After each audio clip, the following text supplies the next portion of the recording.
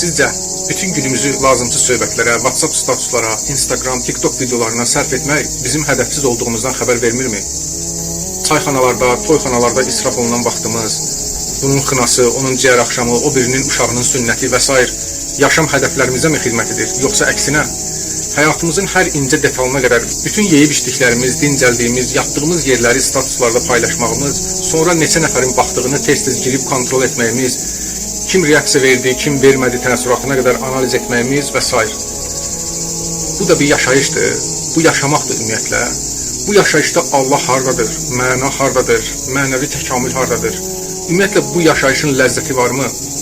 Diqqət etsək, həyatımız, ömrümüz çoxu ad günlərini gözləməklə, məktəbdə son zəngin xəyalını qurmaqla, filankəsin toyuna hazırlaşmaqla və bu kimi xırda, müvəqqəti ləzzətləri gözləməklə keçir.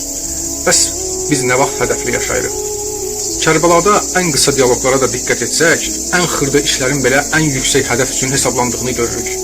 İmam Hüseyn Kərbəlaya qədərki yolunda da, hələ yola çıxmamış da, xütbələrində də dəfələrlə vurğuladığı və yazdığı son məktubunda da qardaşı Məhəmməd Hənəfiyyəyə də açıq şəkildə öz hədəfini bəyan edir.